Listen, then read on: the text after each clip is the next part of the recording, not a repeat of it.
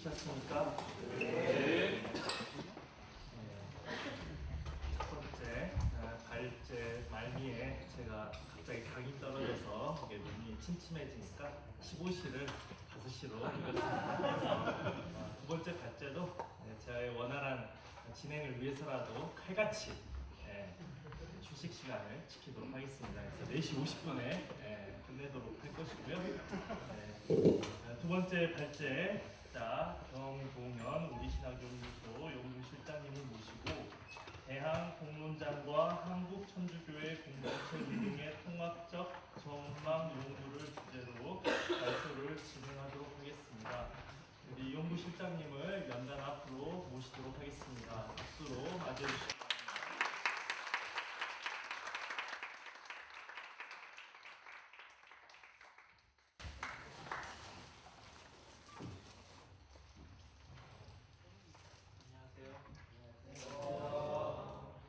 잘 나오죠? 네. 식사하고 제일 이제 나른한 시간에 이 무거운 얘기를 들으시기 위해서 이렇게 앉아 계시는데,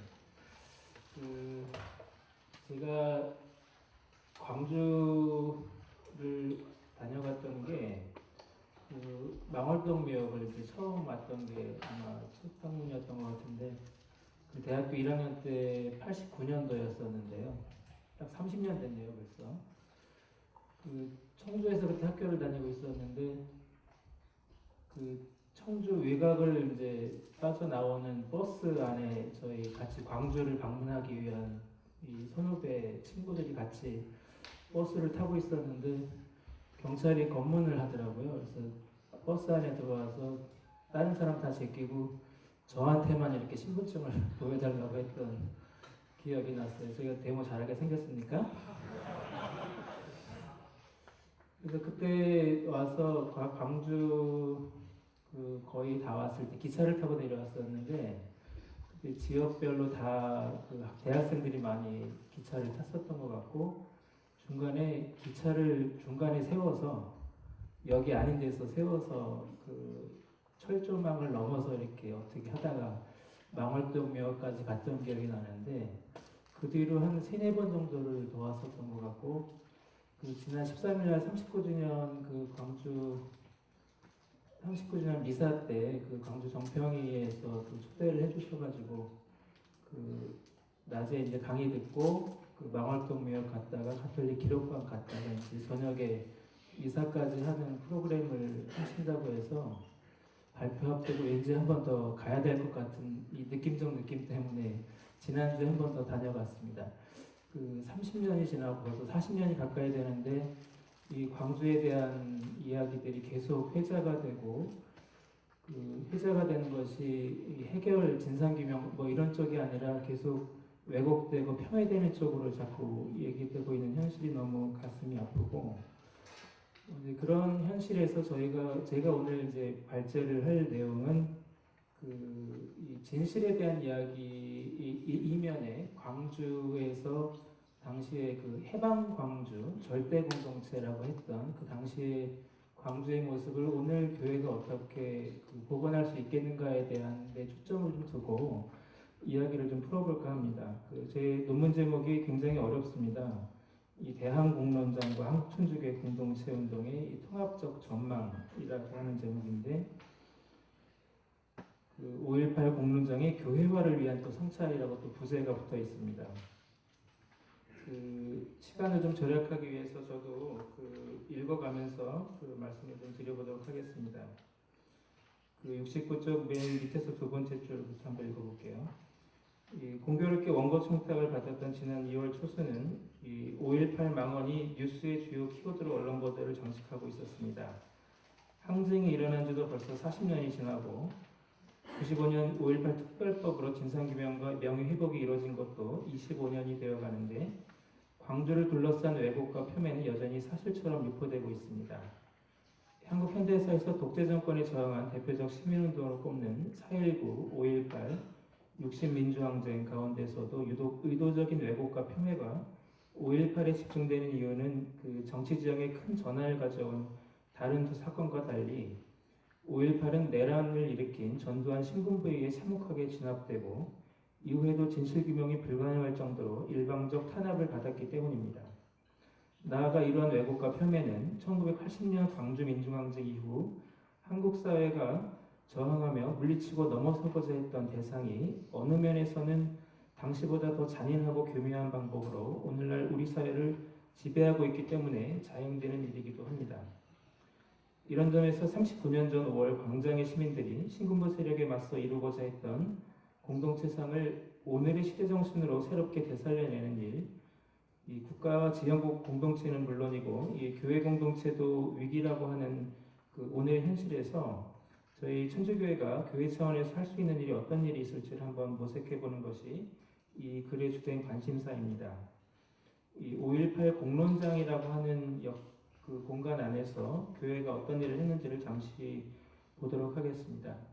이 발제 준비하면서 그 소설가 한강의 소년이 온다라고 하는 책을 읽어야지 숙제처럼 갖고 있다가 읽었는데요. 거기에 이런 표현이 나오더라고요. 한번 읽어보겠습니다. 얼마나 많은 사람이 시가전에서 희생되었는지 난 알지 못합니다. 기억하는 건 다음날 아침 헌혈하려는 사람들이 끝없이 줄을 서 있던 병원들의 입구, 피 묻은 흰 가운에 물들것을 들고 폐허 같은 거리를 빠르게 걷던 의사와 간호사들, 내가 탄 트럭 위로 김에 싼 주먹밥과 물과 딸기를 올려주던 여자들, 함께 목청껏 부르던 애국가와 아리랑뿐입니다. 모든 사람이 기적처럼 자신의 껍데기 밖으로 걸어나와 연한 맨살을 맞댄 것 같던 그 순간들 사이로 세상에서 가장 거대하고 숭고한 심장이, 부서져 피 흘렸던 그 심장이 다시 온전해져 맥박치는 걸 느꼈습니다. 나를 사로잡은 건 바로 그것이었습니다. 선생은 압니까? 자신이 완전하게 깨끗하고 선한 존재가 되었다는 느낌이 얼마나 강렬한 것인지, 양심이라는 눈부시게 깨끗한 보석이 내 이마에 들어와 박힌 것 같은 순간의 광희를, 아마 학자가 표현했더라면 이런 감흥이 좀 없지 않았을까라는 생각이 좀 들었는데요. 이 공론정에 대한 논의를 촉발했던 한나 아렌트는 정치를 인간다운 삶의 조건으로 보았습니다. 그녀는 서로 다른 개인들이 모여 정치 공간을 만들고 여기서 의사소통을 통해 합의를 이루고 이를 토대로 한 공동행위를 정치의 원초적 모습으로 보았습니다. 이렇듯 아렌트는 우리가 말과 행위로 우리의 인격을 보여주는 구체적 행위의 공간이자 이 장소로서 공론장이라고 하는 표현을 썼는데요. 그리고 서로 다른 다양한 위치의 입장을 가진 많은 사람 사이에 존재하는 이 공통의 관심이 공개화되는 지점에서 공론장이 형성된다고 보았습니다. 따라서 아렌트가 말하는 공론장은 이 공동의 일이 생기면 필요에 따라 주변 사람끼리 모여 논의하고 행동하는 가운데 만들어지며 현안이 해결되면 동시에 해체되면서 우리 주변에 항상 잠재해 있는 그런 공간입니다. 역사에는 그동안 수많은 혁명과 민초들의 투쟁이 존재했는데요. 이러한 혁명과 투쟁이 지향한 것은 모든 이들이 즐겁게 노래하고 자유롭게 말할 수 있는 그런 세상이었습니다. 바로 그런 세상을 80년 5월 광주는 이루었고 그 광장은 한나 아렌트가 말한 공론장의 표상이 되었다고 봅니다. 이 공론장은 이후 한국 정치사에서 민주주의가 위협받을 때마다 등장했고 이 승리의 장소가 됐습니다. 80년 5월 광주에 이어서 87년 60항쟁 때 서울광장에 그랬고 가까이는 2016년 국정농단 사태 때 광화문 광장에 그랬습니다. 이 80년 5월 광주가 열어놓은 공론장에서 교회는 어디쯤 자리했을까요?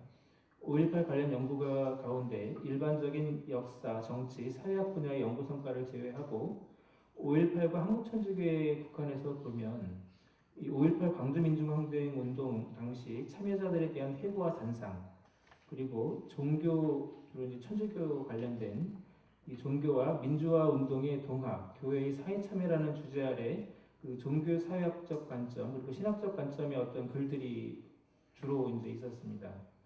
이 연구들에서 공통으로 나오는 그 이야기들은 항쟁 초기에 광주교구 사제들이 계엄군 측과 항쟁 측의 완충력을 맡고자 했고 윤공희 대주교는 김수환 추기경과 함께 사태가 악화되지 않도록 노력했음을 전하고 있습니다. 그 다음 쪽 5째 줄로 넘어가겠습니다. 하지만 광주항쟁에 대해 한국천주교 주교단이 침묵하거나 방관했던 사실들, 심지어 입법회의에 대구교구 사제가 의원으로 참가해서 군부정권 수립에 기여한 점도 함께 기록하면서 이 광주항쟁에 대한 교회 활동의 일반화를 좀 경계하고 있습니다. 이 왜곡된 언론 보도로 인해 식별이 어려웠다고 하더라도 이 동료주교의 편지나 강론 그리고 사제단의 건의에도 제대로 응답하지 않았다는 점, 나아가 교회 언론의 침묵은 굉장히 뼈가 아픈 대목입니다. 한국천주교의 이러한 전반적인 외면과 침묵에 대해 박동호 신부님은 이 세상과의 거리두기라고 이제 표현을 했고, 이는 세상의 불의의 공범이 되는 것과 다르지 않고 역사의 진보에 기여하지 못했을 뿐만 아니라 결국 교회의 활력과 생명력을 잃는 길이 된다고 말했습니다.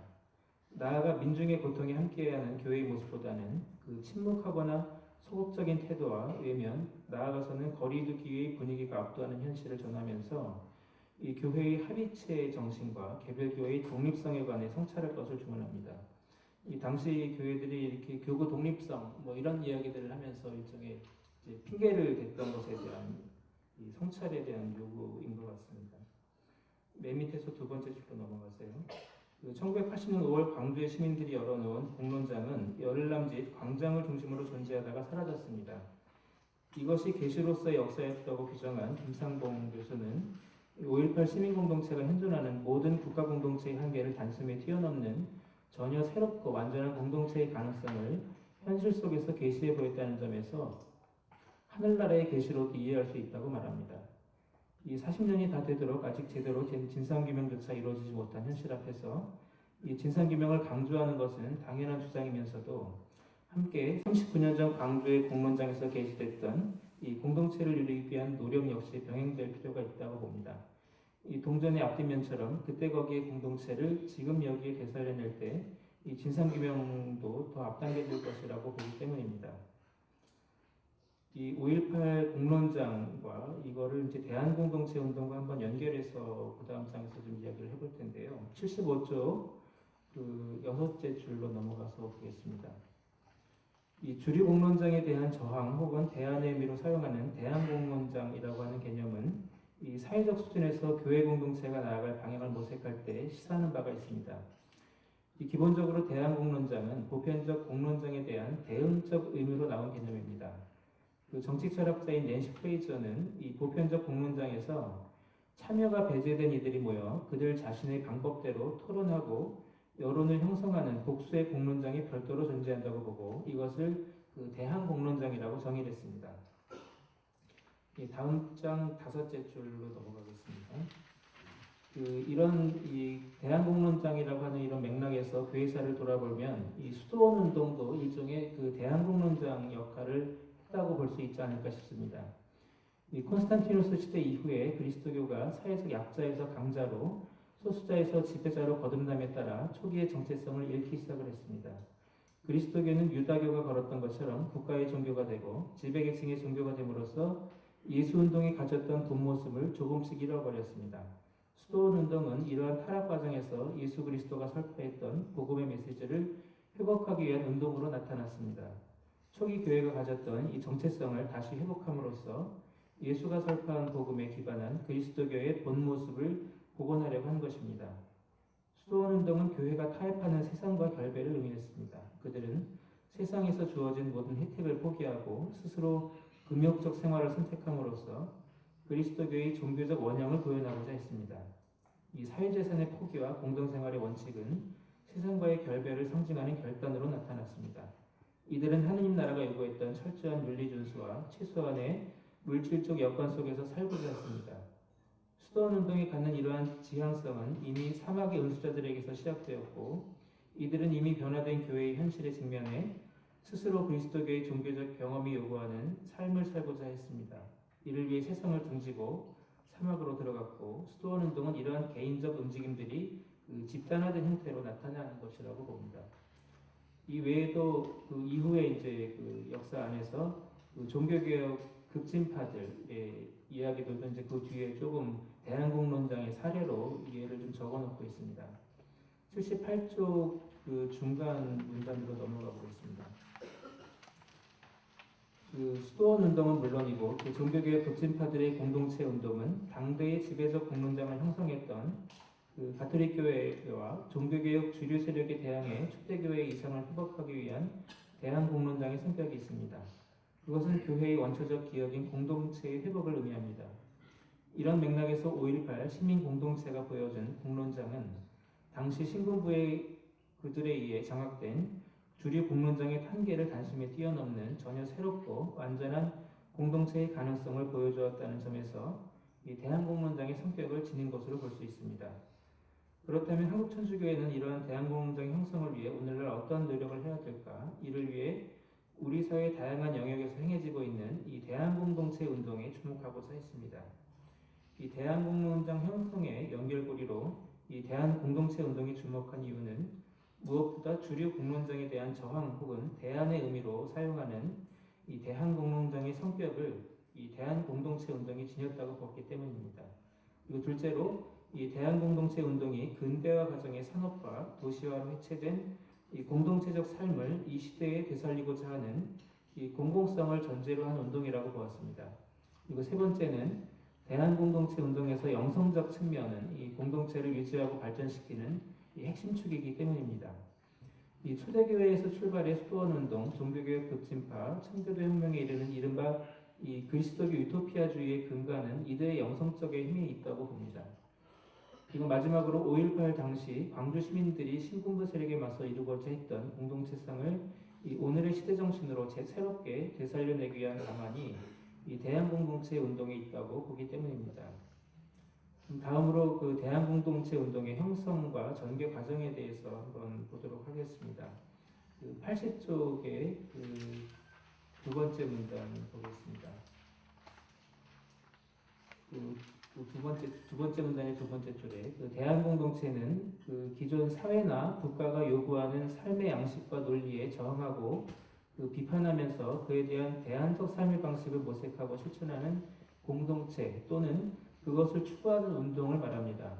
예수운동을 체험한 제자들에 의해 세워진 대조사회인 교회 역시 이런 의미에서 대한공동체라고 볼 수 있습니다. 따라서 대부분 대한공동체 운동은 속성상 급진적이고 근본적 변혁의 성격을 강하게 띱니다.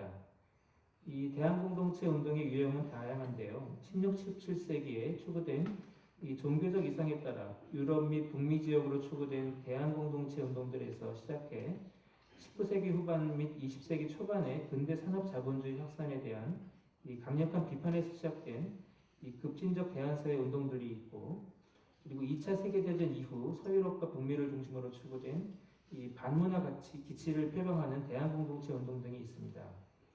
이와 같은 유형적 다양함에도 불구하고 이 시대 대부분의 대한공동체 운동의 공통점은 이 모두가 완벽한 사회의 구축 가능성에 대한 유토피아적 소망을 뒀다는 점이고, 그리고 기존 사회 체계 및 국가 권력에 급진적으로 저항하고 비판하는 탈현세적 경향을 지녔다는 점입니다. 이게 이제 그 근대 사회 공동체, 대한공동체 운동의 특징이라고 볼 수 있겠고요. 하지만 최근 등장하고 있는 그 다양한 대한공동체뿐만 아니라 비교적 오랫동안 존속한 대한민족 공동체 운동의 변화 양상을 관찰해 보면 그 성격에서 주류사회 공동체나 국가 권력과의 저항과 결별을 극단화하는 경향은 약해지고 있습니다. 더 친현세적 성향이 드러나고 있고 실천 전략에서도 공동체 구성원의 새로운 삶에 대한 성찰과 이 관계 양식의 구축에 집중해 있습니다. 동시에 외부 세계와의 화해적 교류를 적극적으로 확대하는 경향이 두드러지는 게 오늘날 그 대한공동체 운동의 좀 특징이라고 볼 수 있겠습니다. 이 특징에 대해서 잠깐 좀 더 부연 설명을 이 탈근대 사회 대한공동체 운동의 특징에서 좀 보도록 하겠습니다. 이 근대성의 특징이라고 하는 것이 보면 그 획일적인 어떤 것, 그 다음에 가치 있는 것과 가치 없는 것을 구별해서 가치 있는 것은 이렇게 그 바운더리 안에 갖고 들어오고 가치 없는 것은 이제 공동체 안에서 배제시키는 방식으로 했던 게 어떤 근대적 특성이라고 볼 수 있을 것 같은데요. 이 근대성의 특징을 우리 사회에서 좀 찾아볼 수 있는 것들이 뭐가 있을까 좀 고민해 보니까 그 국민교육 현장 뭐 이런 거 있죠. 예전에 그 외우기 위해서 막 어려서 머리 맞고 이렇게 외웠던 기억도 있는데 새마을 운동 그리고 이 영화 제목 생각이 안 나는데 이 국민의례 이렇게 나오면 6시에 모두 일어나서 이렇게 국민의례 하고 했던 국민체조 같이 했던 이제 이런 것들이 근대성이 지닌 어떤 특징들을 우리 일상에서 이렇게 보여줬던 모습이 아닌가 싶습니다. 이 근대성에 대해서 이렇게 연구했던 81쪽 이제 두 번째 문장인데요. 지그문트 바우만이라고 하는 철학자, 이 사회학자는 우리가 사는 탈근대 사회를 유동적이라고 은유하고 있습니다. 이 유동적이라고 하는 은유는 우리 시대가 극도로 모호하다는 의미를 담고 있는데요. 하지만 동시에 이 탈근대의 유동성을 완벽하게 체계적인 질서의 문화를 꿈꾸었던 근대 사회의 전개 과정에서 나타나는 일종의 성찰적 자각의 상황을 함의하는 개념이기도 합니다. 83쪽 두 번째 문단으로 좀 넘어가겠습니다. 앞에 근대 사회의 어떤 특징을 어떤 획일화, 동질화, 이런 걸로 이제 말씀을 드렸는데 이 두 번째 문단 이어서 보겠습니다. 이 근대 사회의 인공적 질서 추구 문화의 딱딱함의 정도가 크면 클수록 이에 대항하고 대안적 삶을 추구하는 노력 또한 딱딱하게 이제 나타난다고 보는데요. 이 근대의 시작 이후 등장했던 초기의 대한 공동체 운동들은 이 19세기 중후반 이후 앞에서 말씀드렸던 그런 종교개혁 급진파들 그리고 그 이후에 산업화 시기에 나타났던 그런 대한 운동들 이런 부분들이 드러났다가 이제 소멸이 됐는데 이런 부분들이 이제 극단적으로 어떤 주류 공동체에 대해서 저항하고 초월성을 갖고 있는 어떤 고립성의 정도가 굉장히 극단적으로 나타났던 운동들이라고 봅니다. 다음 문단에 한편 탈근대 시대로 넘어오면서 나타나는 대한공동체 운동의 변화 흐름도 주목할 필요가 있습니다. 이 앞서 본 것처럼 탈근대 시대는 모호성의 시대라 부를 수 있습니다. 이 모호성을 증대하는 주된 조건은 어떤 지식이나 가치도 절대적 이상을 고수할 수 없고 이 모든 지식이나 가치가 나름대로 다원적이고 상대적인 가치를 가진다는 것입니다. 이 모호성의 문화는 바로 이와 같이 인간에 대한 인식, 지식 또는 가치의 무한한 상대화를 낳을 수밖에 없는 이 실존적인 조건에서 초래되었다고 봅니다. 이 84쪽의 두 번째 문단으로 넘어가겠습니다. 이렇게 모호성이라고 하는 것이 우리 사회의 어떤 지금 탈근대 시대의 특징이라고 했을 때 이러한 상황이 이제 뭐가 객관적인 것에 의해서 검증된 것에 의해서 진리가 있다라고 이제 개념 규정되는 것이 아니라 각자가 생각하는 나한테 있어서 소중한 것이 객관적인 것보다 더 중요한 시대가 되었다는 거죠. 근데 그걸 이제 주관적 전환이라고 이제 표현을 했는데요. 이 상황이 바로 이 주관적 전환을 촉발케 한 배경이라고 보는데 이 탈근대 자아의 정체성은 근대 자아와는 다르게 계급, 젠더, 그리고 국가, 인종 같은 의무적으로 지어진 고정된 단위들에 의해 부여되는 무엇으로의 삶으로 규정되지 않습니다. 대신에 다양한 처지와 여건에 따라 주관적으로 경험하고 살아가는 삶에 의해 규정되고 이해됩니다. 이 주관적 전환의 시대에는 한 예로서 종교의 역할이 새롭게 부상합니다. 그러나 그 종교는 이른바 뒤르케미 고전적으로 규정한 바 있었던 이 도덕 공동체로서의 종교 유형과는 다른 개인 차원의 자아 종교 유형입니다. 최근 전 세계적으로 증대하는 개인의 영성 차원에 대한 종교적 관심의 증대에는 바로 이와 같은 배경이 있다고 봅니다. 이 탈근대 공동체는 공간적 또는 제도적 차원과 독립된 채로 주로 의사소통적 관계망으로 구성되는 무정형의 공동체가 특징입니다. 이 전통적 의미의 공동의 지역성, 집합체적 결속이나 연대에 기초하는 대신에 끊임없이 유동하는 의사소통적 관계망에 의해서 구성되어 존재하는 공동체입니다. 이 점에서 볼 때 탈근대 공동체는 사회가 그 존립을 유지해 주었던 근대 공동체와는 다르게 미완성 또는 불완전성의 공동체입니다. 이 레시라고 하는 학자가 이렇게 정초가 없고 비결정적이고 비한정적 속성이 강한 탈근대 공동체는 그만큼 성찰적이라고 보았습니다. 이 탈근대의 성찰적 공동체는 시공간의 경계를 넘어서 이 광범위하게 유동적으로 펼쳐지고 그 자체에서 창조와 재창조의 순환이 끊임없이 이루어집니다. 그리고 그 창조의 도구와 창조물은 물리적이지 않고 추상적이고 문화적인 속성을 갖습니다. 저희 2016년 국정농단 사태 때 그 광화문에 나가 보면 이 탈북민 공동체에 지금 이제 뭐 어렵게 설명했던 것의 어떤 특징적인 현상들이 그런 게 있었던 것 같아요. 옛날에 그 과거에 그 80년대, 90년대 이렇게 집회에 나가면은 굉장히 어마무시한 이름을 가진 단체들이 깃발을 들고 나오면은 거기에 중심으로 이제 이 조직원들이 다 모여서 집회를 참여하죠. 무슨 뭐 전국 대학생 대표협의회, 학교도 이렇게 보면은 굉장히 거대한 이름들이 있어요. 뭐 의혈중앙, 민족 뭐 고대 이런 식으로 이제 굉장히 큰 거대 담론 이름 자체에서부터 굉장히 뭔가 어마무시한 이런 느낌들이 있는데 2016년 광화문 촛불 때 나갔을 때의 그 현수막이나 이렇게 작은 깃발들을 보면은 그 제가 검색해 보니까 이런 이름이 있어요. 범야옹연대. 이게 뭘까요? 이 고양이를 키우는 사람들이 이 광화문에 이 지금 국정농단에 분노해서 고양이를 키우는 사람들이 그냥 같이 고양이 키우는 사람들끼리 나와서 시위하는 거예요. 그다음에 덕후에게 덕질만 할 자유를이라고 하는 이름을 또 나 일상을 이 국정농단 사태가 내 일상을 얼마나 이렇게 흔들어 놨는가에 대한 문제 제기로 나오는 그룹이 그 기존에 우리가 상상했었던 그런 공동체가 아니라 SNS 온라인에서 이렇게 만났던 분들이 그냥 그걸로 그냥 이렇게 나와서 그 똑같이 목소리를 내고 이런 제목도 있어요. 장수풍뎅 연구회. 뭐 굉장히 저희가 예전에는 상상하지 못했던 방식의 이 이름은 무엇인지 한번 맞춰보세요. 오버워치 심해 유저 연합회. 신학생들 뭔지 아세요 이거? 몰라요? 모르세요? 아, 다 아시는구나. 저는 몰라요. 이게 뭔지 모르는데 알고 이제 물어보니까 그 온라인 게임의 게임 이름인데 그 게임에 이제 이 덕후들이 딱 같이 또 모여서 이 나와서 이제 광화문에서 그 집회를 했다고 합니다.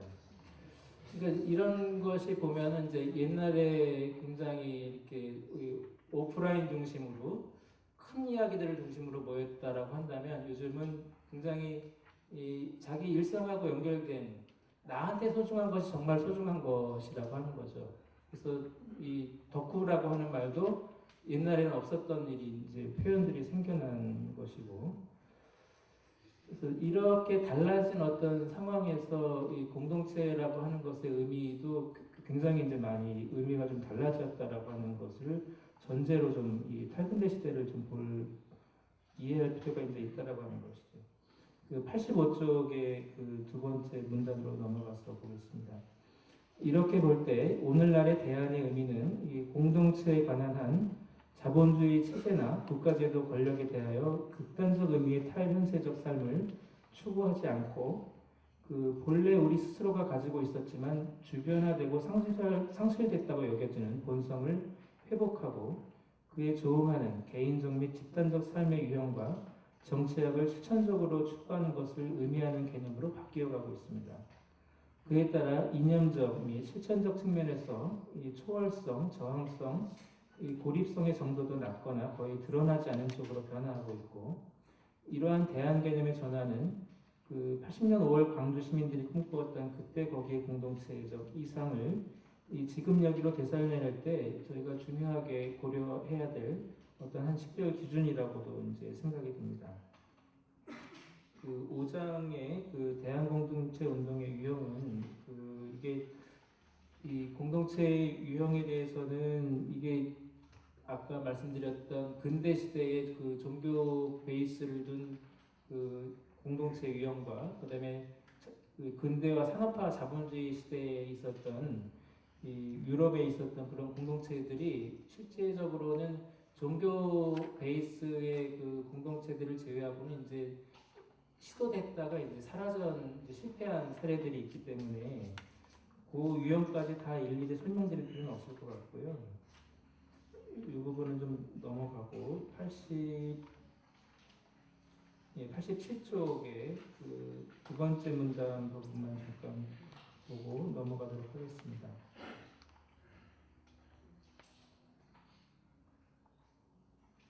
그 여러 차이들에도 불구하고 그 이 세 가지 유형의 공동체, 좀 전에 말씀드렸던 그 종교 베이스, 그다음에 산업혁명 이후, 그리고 2차 대전 이후에 있었던 그런 그 급진적인 어떤 그런 근대 유형의 이 대한 공동체는 모두 완벽한 새로운 사회 공동체 구축 가능성에 대한 이 유토피아적 소망을 가졌다는 점과 따라서 기존 사회 체계와 제도에 대한 근본적 대안을 급진적으로 추구했다는 점에서는 주요 공통점이 있습니다.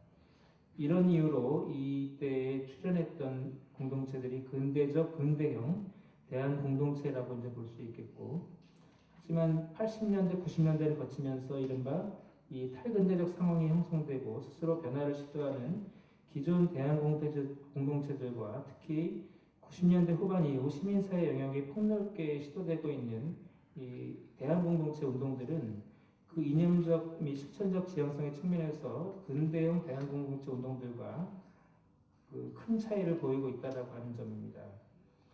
먼저 이념적 측면에서 볼 때 기존 사회와의 차별적 거리두기를 정당화하는 서사를 극단적으로 표명하지 않았고, 따라서 실천 전략 지향성에서도 기존 사회 체계와 이 제도적 권력에 저항하고 비판하는 데 집중하기보다는 이 해당 공동체 구성원의 사고와 행위에 대한 내성적 집중과 이에 기초한 새로운 삶과 관계 형식의 구성에 주력하는 쪽으로의 전환이 두드러지고 있습니다. 한마디로 탈근대형 대한 공동체 운동들은 이 저항 비판 전략에서 이 재구성 전략으로 변화하고 있고, 이는 근본적으로 인간과 자연, 인간과 인간, 인간 사회 등에 대한 인식 및 실천 패러다임의 탈근대적 전환을 반영합니다. 그래서 근대형 대한 공동체 운동이 반대하기, 저항하기 방식의 운동이었다면 이 탈근대형 공동체 운동은 무시하기로의 전환을 취하는 것으로 분석이 됩니다.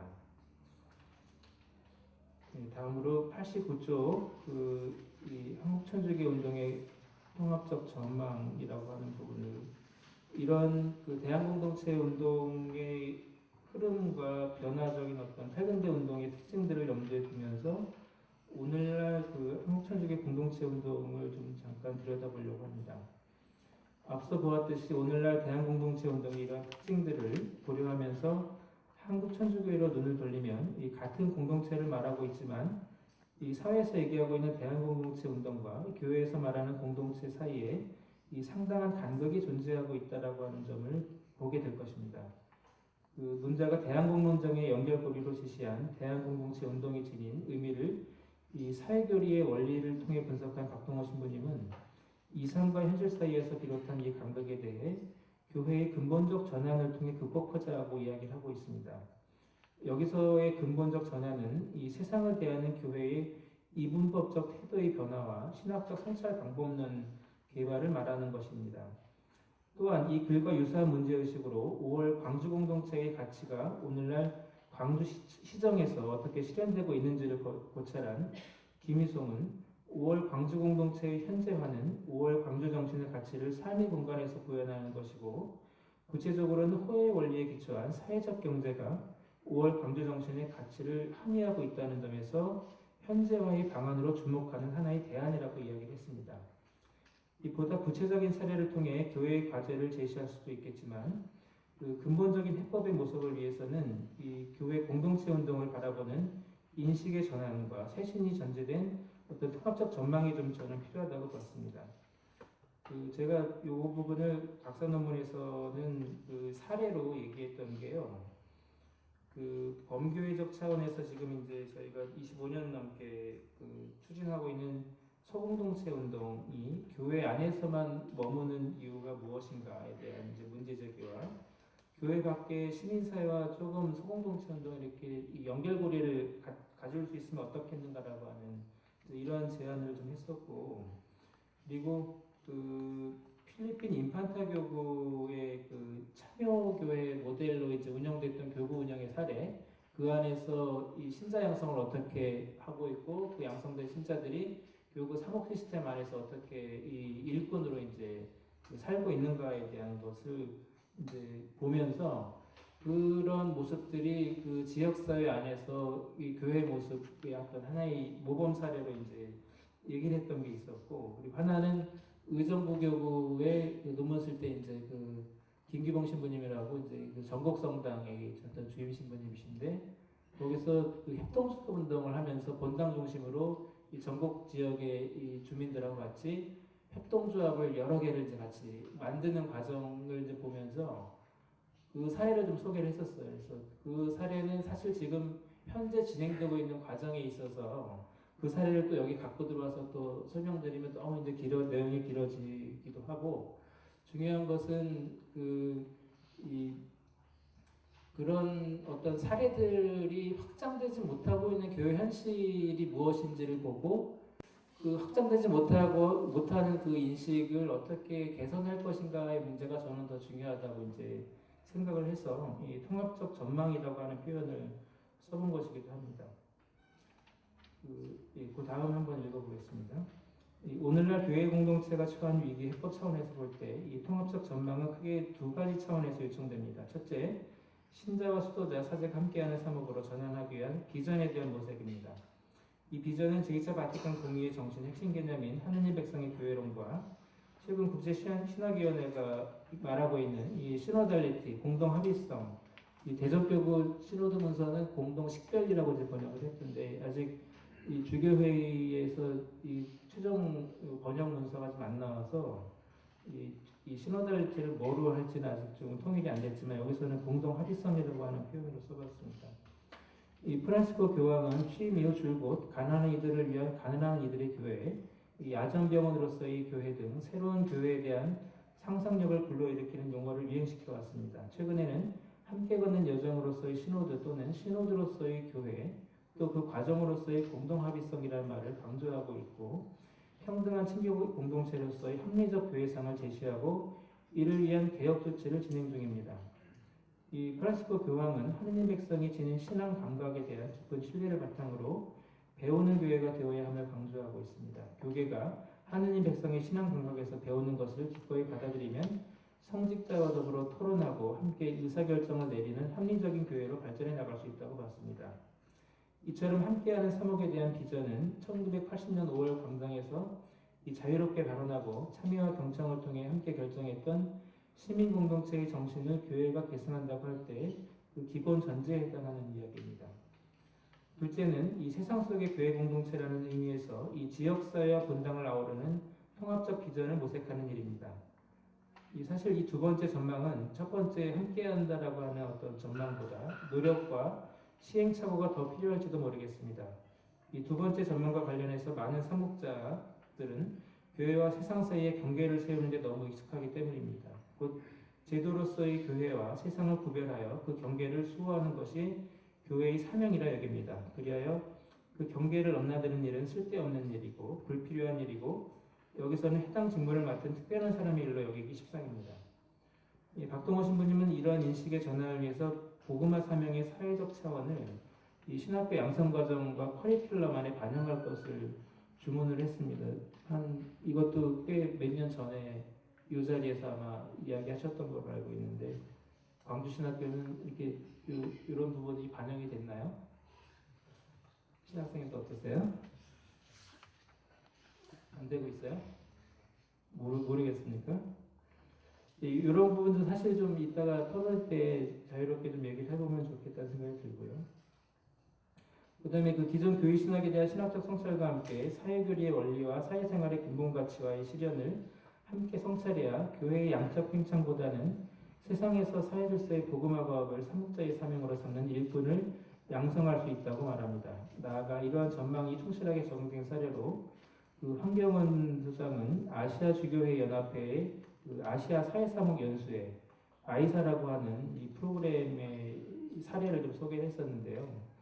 이게 뭐냐면 FABC 그 아시아 주교회 연합 사무국이 70년대 초부터 각국의 주교들을 대상으로 연수회를 개최해서 아시아의 현실을 몸으로 체험하고 이를 정치경제학적으로 이 사회문학적으로 분석한 뒤에 신학적 성찰을 통해 이 실천 계획을 수립하는 일종의 프로그램이었어요. 그래서 주교님들이 회의하기 그 전에 그 해당 지역에 가서 그 지역의 이 지역적인 이슈와 관련된 내용들을 현장 체험을 하고 그것을 그 현장의 이야기를 듣고 신학적으로 다시 그 해석을 해서 이 지역에서 교회가 해야 될 일이 무엇인가를 같이 연수 프로그램으로 이제 짜서 했던 건데요. 이 89년도, 92년도에 제3차 아이사 연수를 서울에서 했었고, 그 서울에서 했었던 이 연수의 그 준비 담당인 지금 강의주 교님, 제주교구장으로 있었던 계시는 강주교님이 이 연수 프로그램 이제 실제 준비를 맡으셨고, 그 자료집을 보면 그 당시에 이제 그 서울의 빈민 지역들에 대한 주교님들이 같이 가서 방문 체험들을 하시고 그분들하고 같이 이제 프로그램을 하고 다녀온 방문 결과를 갖고 이제 모여서 이 나눔을 하고 신학적으로 교회가 이 가난한 이들 빈민 지역에서 교회가 어떻게 존재할 것인가에 대한 이 프로그램들을 운영했었던 것을 보면서 그 최종 문서에서 이제 교회가 이거를 본당 차원에서 이런 부분들을 어떻게 적용할 것인가에 대한 이야기를 하고 계시는데요. 이런 부분들이 사실은 지금 그 오늘날 본당의 모습에서 비추어 보면 오늘날 본당은 그 지역과 본당이라고 하는 데 있어서 그 앞에 표현했던 것처럼 굉장히 거리 두는 데는 이렇게 관심이 거리를 두는 데 굉장히 익숙한데 특별히 사회사목이라든지 사회복지를 통해서만 그런 일들을 한다고 생각하지 본당 교우들이 이 지역과 같이 뭔가를 한다는 데 있어서는 굉장히 낯선 개념이라고 하는 게 오늘 본당의 현실인 것 같고 오히려 그런 일들은 아까 말씀드렸던 그 특수사목을 하는 농민사목이나 뭐 사회사목이나 이주민사목이나 이런 분들의 일로만 여겨지는 것이 오늘날 이 지역과 이 본당의 어떤 관계 안에서 드러나는 모습이라고 생각이 들고 이제 그런 사례로 이 FABC의 어떤 사례들을 좀 소개를 해드렸던 겁니다.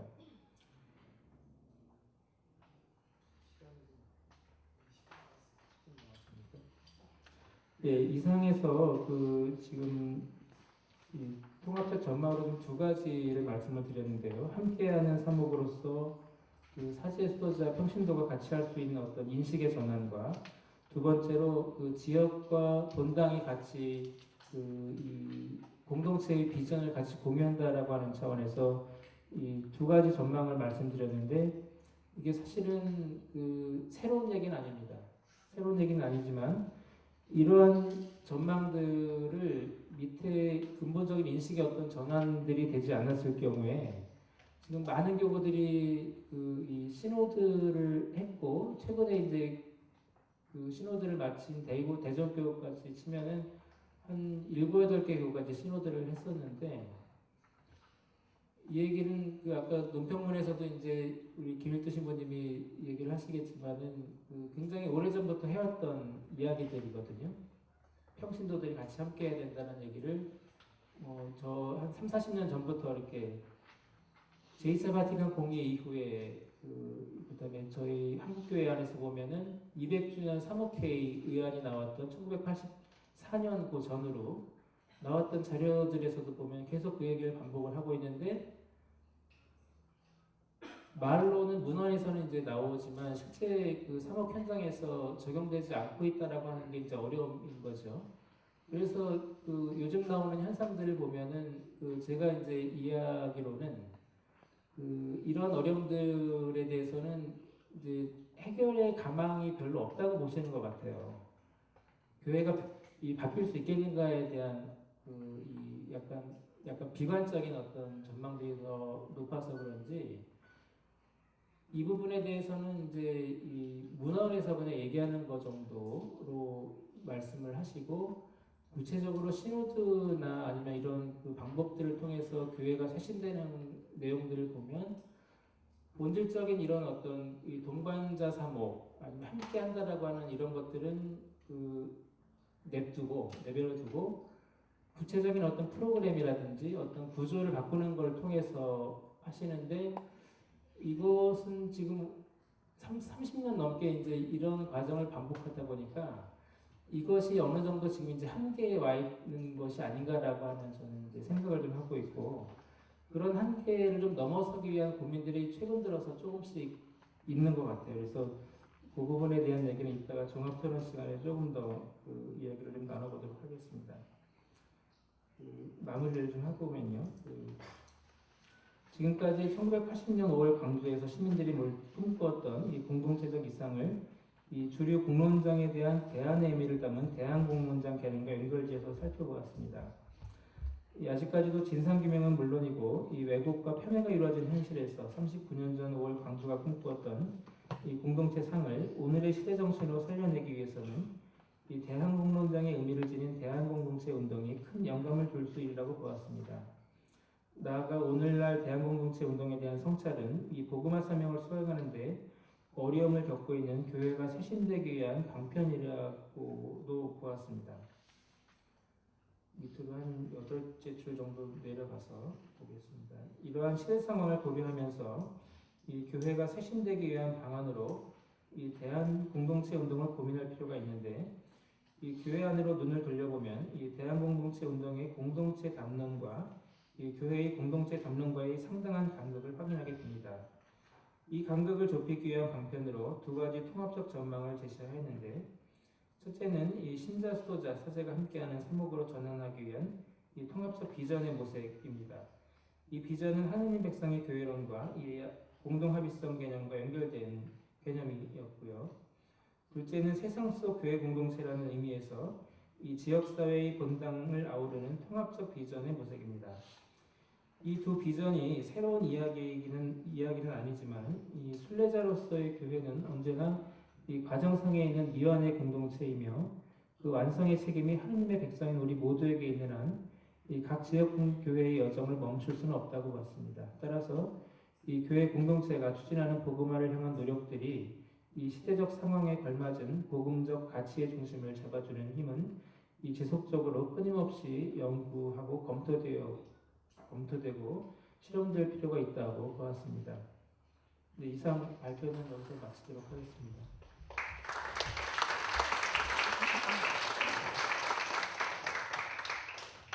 흥미로운 주제를 가지고 준비하신 내용들을 저희에게 나눠주신 경동현 연구실장님께 감사드립니다. 본 발제는 그리스도교 공동체의 정체성을 지배적 공론장을 비판하면서 해방을 설파했던 예수운동, 곧 대주사회에서 비롯된 대항 공론장에 있다고 보고 교회가 초기의 정체성을 회복하기 위해서는 5.18 공론장에 존재했던 대항 혹은 대안적인 공동체의 모습으로 복원되어야 한다고 말하고 있습니다. 그러나 아직 현실적으로 대한 공동체 운동의 공동체 담론과 교회의 공동체 담론과의 상당한 간극이 있다는 사실을 인정할 수밖에 없고 이 간극을 좁히기 위하여 제2차 바티칸 공의의 정신에 따라 공동 합의성을 살려 함께하는 사목으로 나아가야 하고 지역사회와 본당을 아우르는 통합적 비전을 본 발제는 제시하고 있습니다. 바로 이어서 제 두 번째 발제에 대한 논평을 김일두 신부님께서 진행해 주시도록 하겠습니다.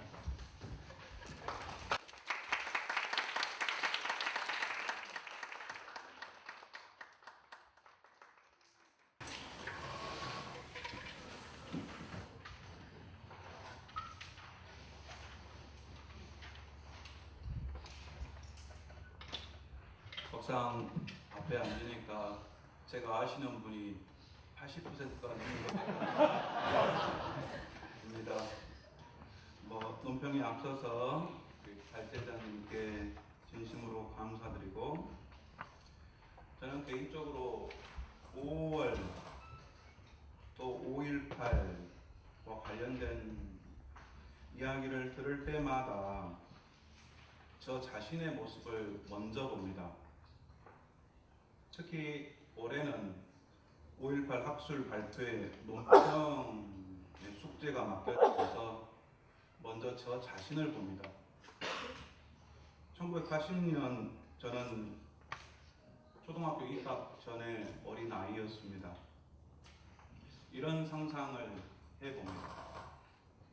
만약 내가 1980년 5월에 광주에 거주했던 한 청년이었다면 나는 어떤 삶을 살았을까? 또 다른 질문은 만약 내가 1980년 5월 광주 대교구에 소속된 신부였다면, 그때 신부였다면 나는 어떤 방식으로 그때의 현실 앞에서 대응했을까? 나의 물음을 넘어서 나와 함께하고 있는 우리는 어떤 식의 대응 방법으로 그때의 그날을 맞이했을까? 이런 물음 앞에 저의 솔직한 대답은 고문의 고통을 감내하고 목숨까지 내어놓을 자세로 민주화와 정의를 외치셨던 5.18 희생자들처럼 그런 용기를 지닌 청년이었을 수는 없겠구나. 또 권력으로부터 압박받는 이들을 보호하고자 했고, 또 그들과 함께 투신했던 신부이지는 못했겠구나 라는 생각을 제 개인적으로 합니다. 자신감 있는 대답을 내놓지 못해서 항상 부끄럽습니다. 그런데 이런 부끄러움을 갖게 되는 근본적인 이유는 지금 내가 여기에서 어떤 삶을 살고 있는가, 불의 앞에서, 지금 여기에서의 불의 앞에서, 내가 살고 있는 공동체 안에서, 내가 살고 있는 환경 안에서 불의와 부조리 앞에서 어떤 식의 대응을 내 자신이 하고 있는가.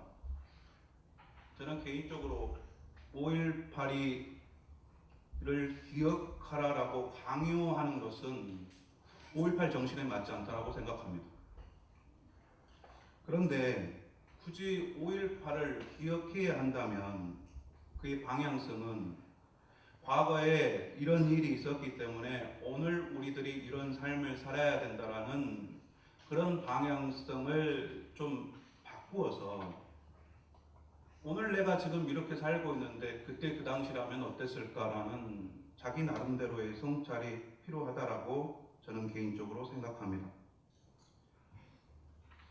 이런 맥락에서 5.18과 관련된 오늘날 공동체 운동의 비전을 제시하기에 앞서서 5.18을 대하고 있는 교회 자신에 대한 성찰이 필요하다라고 여겨지고, 출처가 불분명한 교회의 정신이라는 용어를 앞세워 교회에 대한 합리적 비판을 금기시하고, 또 그런 비판을 하면 왠지 큰 문제가 있는 신앙인처럼 여겨버리고, 영성이라는 애매모호한 개념으로 저항보다는, 좀 말을 좀 좋게, 저항이라는 말보다 합리적인 비판보다는 순응하기를 가르치고 있는 우리 교회의 모습을 부정하지 못합니다.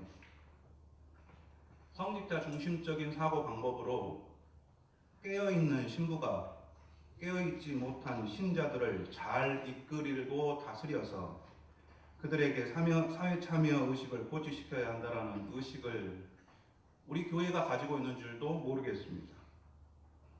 그러면서 정작 깨어있는 성직자만 요청하지, 교회 안에 깨어있는 신자가 자신의 역할을 할 수 있는 자리가 전혀 없고, 또 교회 안에 이미 형성된 기득권을 향해서 올바른 목소리가 전달되는 통로가 없는 오늘날 우리 교회가 세상을 향해서 민주화를 외칠 자격이 있는가?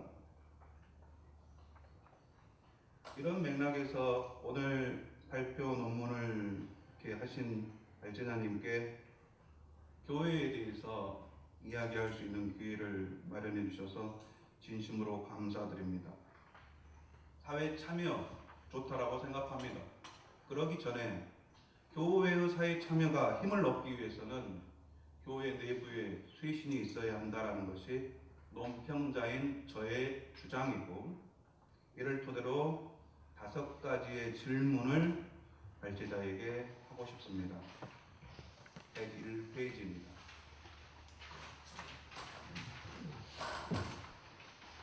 교회의 위기 극복을 위한 대한 공동체에 대한 발제자의 제언은 기존의 교계에 저항하는 탈교계적 공동체로 이해될 수 있을 것 같습니다. 때문에 대한 공동체를 통한 주류 지배적 공론장에 대한 대항적 공론장 형성이 교계와의 대립관계로 이끌 수 있는 위험성에 대해서 보충 설명이 요청된다라고 생각합니다.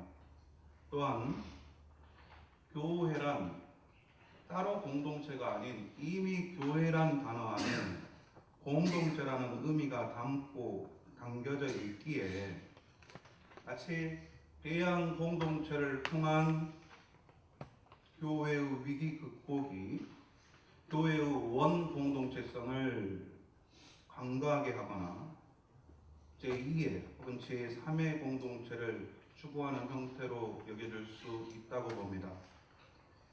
하나님 백성인 교회는 평신도 수도자, 성직자가 모두 평등한 공동체이며 이 안에서 발생할 수 있는 중심주의만 잘 견제되는 어떤 제도와 구조가 있다면 제2차 바티칸 공회가 말하고 있는 공동체 교회론에 있어서 굳이 대안이라는 용어가 필요 없을 것 같은데 꼭 대안 공동체여야 하는 이유가 있는지 묻고 싶습니다.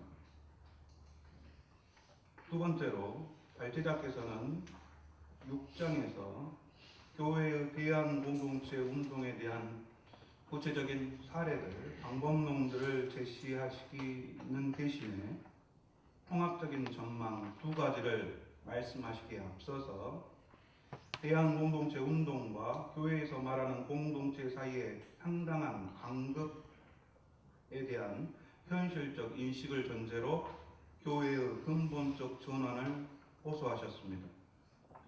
발제자의 교회 체험 안에서 그 상당한 간극이라는 것이 무엇인지 혹은 근본적 전환이라는 것에 대해서 좀 더 상세하게 말씀해 주실 수 있다면 여기 있는 우리 모두에게 그리고 한국교회 신학에 있어서 중요한 연구 자료가 될 것 같습니다. 세 번째로 두 가지의 통합적 전망 중에 함께하는 사목, 공동 합의성에 대한 주제, 아까 발제자께서 언급하신 대로 한국교회의 오래된 과제이지만 구체적인 실현 방법이 제시되지 못하고 있는 실정입니다. 그래서 여기에 관심 있는 깨어있는 성직자 한 사람이 그런 시도를 하고 있는, 그러다가 그것이 지속되지 못하고 그냥 소멸해버리고 있는 현실입니다. 이 주제가 잠재적 실현 가능성으로 논의되기 위해서 먼저 사목자의 범위에 대한 개념 정립.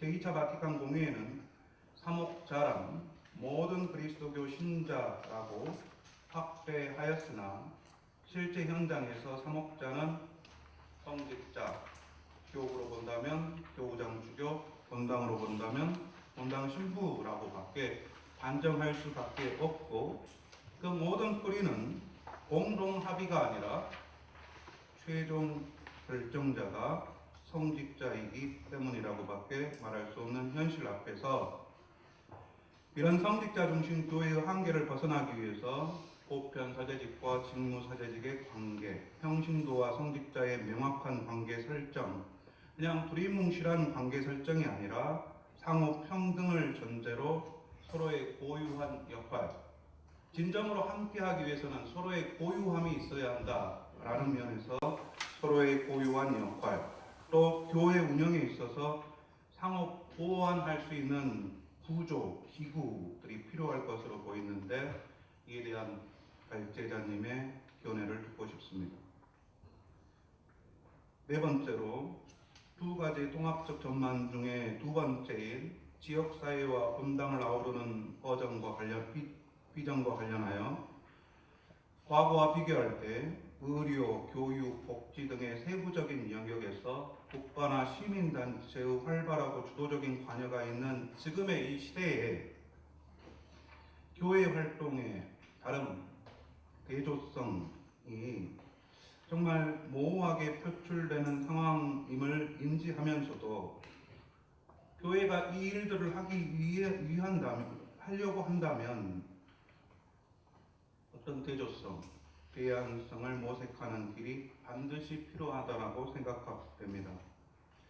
발제자가 계속 강조하고 계시는 대조사회 대안 공동체로서의 교회가 이 세상, 지역 현장 내에서 그 대조성이라는 것, 다름이라는 것을 어디로부터 발견할 수 있을지 견해가 있으시면 말씀해 주시면 좋겠습니다. 현재 다섯 번째, 현재 한국교회에서 아까 언급하신 소공동체 운동이나 다양한 유형의 신심 영성 운동들이 운영되고 있고, 이 운동들은 배경이나 상황에 따라서 비교적 긴 세월 동안 성장하였지만 지금 정체 중에 있거나 성장하지 못하고 소멸해 가거나 또 성직자들의 적극적인 지원을 받아 활성화되기도 합니다. 교회 안의 모든 운동과 단체들은 성직자 중심주의와 긴밀히 연결되어 있고, 성직자의 후원이 있어야, 지지가 있어야 그 운동이 성장하게 됩니다. 이 운동들이 발제자가 제안한 대한공동체 운동으로 바라볼 수 있는지 궁금하고, 만약 대한공동체로 바라볼 수 있다면 바람직한 개선 방향, 발전 방향은 무엇인지에 대한 의견을 듣고 싶습니다.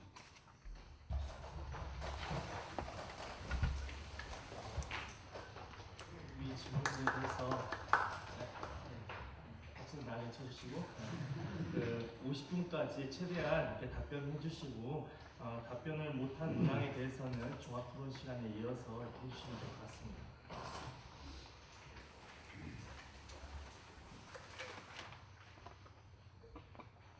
네, 꼼꼼하게 읽고 이렇게 질문해 주시고 코멘트해 주셔서 감사합니다. 먼저 첫 번째 이 대안이라고 하는 표현을 굳이 교회의 원 공동체성이 그 안에 다 이제 포함된 개념인데 대안이라는 표현을 굳이 써야 되겠느냐라고 하는 말씀을 하셨는데, 저희가 본당에서 누구나 다 하나님을 믿는다고 하지만 믿는 하나님을 물어보면 다 다른 체험을 좀 하고, 누구나 다 예수를 말하지만 그 예수를 믿는 예수의 모습은 또 다 다른 것 같아요. 그리고 또 그 예수를 따라 사는 사람은 더 적어 보이고, 그래서 이 공동체라고 하는 표현도 그런 맥락에서 보면은 닳고 없어져서 이 교회 안에서 그 의미가 자꾸 이제 희석돼 가고 있는 것에 대한 이 좀 차별화된 표현. 저희한테 더 익숙한 게 로핑크 이 책에 나온 대조사회라고 하는 표현이 더 익숙한데, 제가 이제 논문 쓰면서 이 일반 사회적인 개념을 좀 갖고 들어오다 보니까 이 대한공론장이라고 하는 개념을 좀 보게 됐고, 그 안에서 이제 이 대한공론장의 어떤 구체적인 사례로 실제 우리 교회 밖에서 이제 이루어지고 있는 공동체 운동들을 좀 관심을 갖다 보니까, 이 공동체 운동 안에서도 이제 이 대한공동체 운동이라고 하는 부분을 실제 운동하시는 분들이 이제 그렇게 이름을 붙여서 하시는 걸 보면서 교회가 밖에서 배울 수 있는 하나의 이제 이 맥락이라고 이제 놓고 봐서 그 개념을 좀 갖고 들어온 거고요. 제가 수도원 운동도 이제 일종의 대한 공동체였다라고 이제 대한 공론장이라고 말씀드렸고, 그 다음에 소개한 사례가 이제 이 개신교의 종교개혁 이후에 있었던 그 종교개혁 좌파들의 어떤 대한 운동들이 소개되다 보니까 조금 이렇게 수틀리면은 이렇게 나가는 뭐 이런 개념으로도 좀 이 대안이라고 하는 게 오해될 수 있는 여지도 있는 것은 저도 이제 인정을 하고, 하지만 제가 아직까지 이렇게 이 50년째 가톨릭 안에 있으면서 대안을 얘기하는 것은 나갈 생각은 사실 없고 이 교회 안에서 뭔가 자꾸 이제 이거를 하기 위한 게 필요한데, 뭔가 다른 표현을 좀 찾다 보니까 이제 대한 공동체 운동이라 해서 이제 대한 개념을 좀 갖고 들어오게 된 것입니다. 그래서 이 표현을 앞으로 계속 써야 될지 말아야 될지는 그 오늘 신부님 논평 얘기 들으면서 조금 더 고민해보는 계기가 될 것 같고요. 요거에 대한 답은 이제 그냥 그 정도로 하면 되지 않을까 싶습니다. 그 두 번째 질문은 이 근본적인 전환에 대한 이 질문을 하셨는데, 저희 우리 신앙 연구소에서 그 교회 새신 이 평신도들이 좀 중심이 돼서 그 교회를 한번 새신해 보자라고 하는 취지로 세운 연구소인데, 저희가 처음에 꿈꿨던 게 대학 때 그 교회 새신을 막 운동을 하다 보니까 교회가 바뀌어야지 이게 조금 더 이 밖을 향한 운동들이 또 조금 더 진정성 있겠구나라고 하는 체험들 때문에 평신도가 진학을 하고 그 교회 안에서 새신을 얘기하는 목소리를 내낼 필요가 있겠다고 해서 시작을 했는데, 그 과정이 하나로 이제 했던 게 이 구조를 바꾸면 조금 이 교회가 바꿀 수 있지 않겠냐라는 생각을 갖고 이 교회 진단 뭐 이런 프로그램들을 했어요. 수도회 진단, 여기서 수도회들이 그다음에 교구들이 그 신호들을 할 때 이거를 어떻게 구조를 바꾸기 위한 이 컨설팅을 해볼 수 있을까라고 하는 일반 사회의 그런 컨설팅 방법론을 교회에 갖고 들어와서 적용을 좀 해본 건데, 그거를 한 10년, 20년 이렇게 해오면서 느낀 체험 중에 하나는 이게 구조를 바꿔서 바뀌지가 않는구나라고 하는 체험을 또 합니다. 왜냐하면 이 말씀드렸던 통합적 전망의 두 가지 내용 자체가 구조의 문제가 아니라 인식의 문제거든요. 대하는 태도의 문제고 영성의 문제인데, 이거는 그냥 내버려 둔 채 구조를 바꾼다 한들 우리 사회가 민주화가 됐지만 굉장히 시끄러운 오늘날 상황하고 비슷한 대비가 좀 이루어지는 게 아닌가 싶어서, 그래서 이제 이런 상황들이 갖고 있는 이 굉장한 이 간격들이 있다라고 이제 본 것이고요. 그 간격을 좀 좁히기 위한 방법으로 고민했던 것은 이 오늘날 그러니까 최근에 지금 이제 이 대전교구 이 신호도 최종 문서를 며칠 전에 우연히 홈페이지에서 이제 봤는데, 최종 신호도 과정을 통해서 뭔가를 결정해서 교구장님이 낸 문서가 아니라 보니까 건의안들을 다 받아서 이거를 사목연구소에서 이제 앞으로 잘 반영해서 이제 하겠습니다라고 하는 문조로 내놓으셨더라고요. 거기 평신도 항목에 이런 표현들이 있었어요. 교회가 본당에서 사제, 수호자, 평신도가 함께 이 사목을 해야 된다고 하면서 같이 의사결정을 해야 된다라고 하는 의미를 얘기를 하면서, 이 말은 뭐냐면 본당 사목평의회가 의사결정을 해야 되는, 거기가 의사결정 구조다라고 하는 것을 의미하는 것이다라고 건의안에다 그걸 썼더라고요. 근데 보통은 저도 이제 본당에서 사목위원을 하고 있는데 1년 정도 됐어요. 사목회에서는 제가 해보니까 토론 문화가 안 되는 거예요. 왜냐하면은 이 사목위원들의 역할은 자문기구이고, 거기서 토론을 해서 뭔가 이렇게 평가하는 이야기가 되면 이 사세에 대한 평가로 이제 인식을 해서 이 본당 사목위원들이 그 발언들을 쉽게 하질 않더라고요. 그래서 그냥 정해지면 정해진 것을 수행하는 그냥 이 기관이지, 논의해서 뭔가를 결정해야 하는 게 몸에 배이질 않습니다.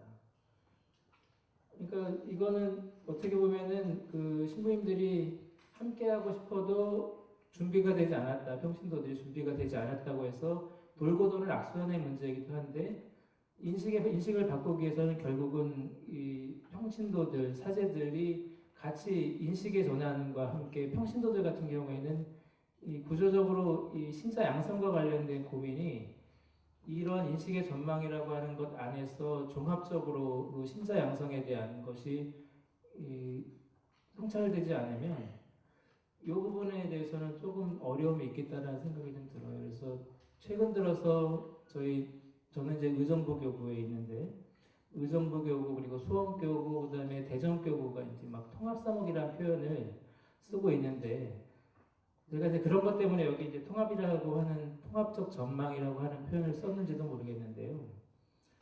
결국은 다 분절된 이런 어떤 이 오늘날 교회 본당의 사목 시스템 안에서 이런 부분들이 무엇로 귀결되어야 되겠는가라고 하는 것을 봤을 때 무슨 프로그램의 문제로 지금 교회의 이런 난제들을 해결할 수 있다고 보지 않고 이러한 기본적인 인식을 바꾸기 위해서는 이 종합적으로, 이 통합적으로 이런 부분들을 좀 접근할 필요가 있겠다라고 하는 차원에서 이 통합적 전망이라고 하는 표현을 쓰면서 대한 공동체 운동과 이 교회 공동체 운동의 간극 그리고 근본적인 인식의 전환이라고 하는 것은 좀 그런 맥락에서 이렇게 표현을 해보려고 했던 것입니다. 네, 여기까지 할까요? 예, 휴식 시간 갖도록 하겠습니다. 정각까지 착석해 주시면 좋을 것 같고요. 사목회가 의결권을 가지려면 보편 교육법을 제정해야 될 사안이기 때문에 그건 굉장히 요원해 보입니다. 그렇게 알고 계시고 예, 휴식 잘 쉬시기 바랍니다.